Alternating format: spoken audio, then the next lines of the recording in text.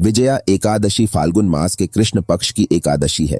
मान्यता है कि इस एकादशी का व्रत करने से आपको सभी शुभ कार्यों में विजय प्राप्त होती है और आपके कार्यों में आ रही बाधाएं समाप्त होती हैं। मान्यता है कि स्वयं भगवान राम ने इस व्रत को किया था। जानते हैं इस व्रत की कथा। धर्मराज युधिष्ठिर बोले, हे जनार्दन, फाल्गुन मास के कृष्ण पक्ष की एकादशी का क्या नाम है तथा उसकी विधि क्या है? कृपा करके आप मुझे बताइए।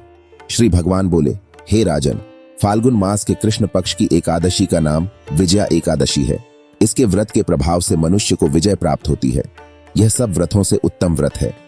इस विजया एकादशी के महात्म्य के श्रवण व पठन से समस्त पाप नाश को प्राप्त हो जाते हैं। एक समय देवर्षि नारद जी ने जगत पिता ब्रह्मा जी से कहा, महाराज, आप मुझसे फाल्गुन मास के कृष्ण पक्ष की एकादशी विधान कहिए। ब्रह्मा जी कहने लगे कि हे नारद, विजया एकादशी का व्रत पुराने तथा नए पापों को नाश करने वाला है।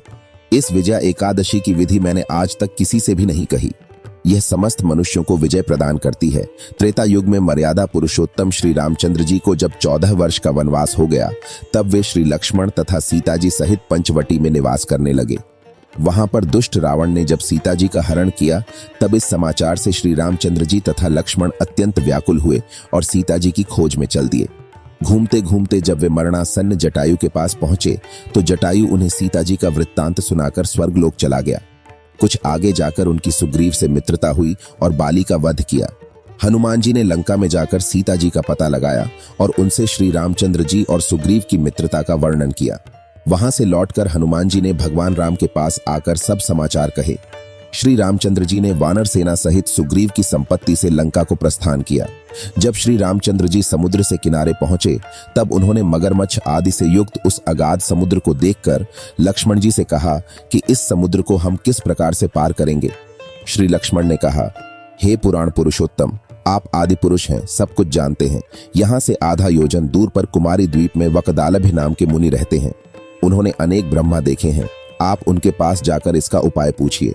लक्ष्मण जी के इस प्रकार के वचन सुनकर श्री रामचंद्र जी वकदालभ ऋषि के पास गए और उनको प्रमाण करके बैठ गए।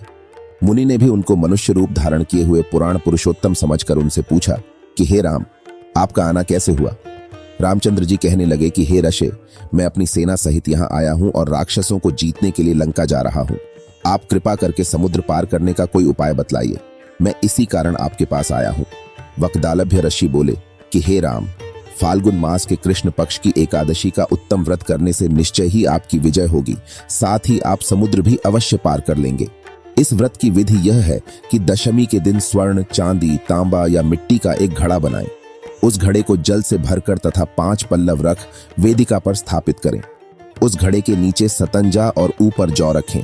उस पर श्री नारायण भगवान की स्वर्ण की मूर्ति स्थापित करें।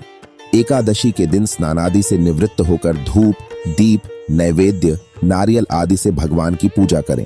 तत्पश्चात घड़े के सामने बैठकर दिन व्यतीत करें और रात्रि को भी उसी प्रकार बैठे रहकर जागरण करें। द्वादशी के दिन नित्य नियम से निवृत्त होकर उस घड़े को ब्राह्मण को दे दें। हे राम, यदि तुम भी इस व्रत को सेनापतियों सहित करोगे तो तुम्हारी विजय अवश्य होगी। श्री रामचंद्र जी ने ऋषि के कथनानुसार इस व्रत को किया और इसके प्रभाव से दैत्यों पर विजय पाई। अथ हे राजन, जो कोई मनुष्य विधि पूर्वक इस व्रत को करेगा, दोनों लोकों में उसकी अवश्य विजय होगी।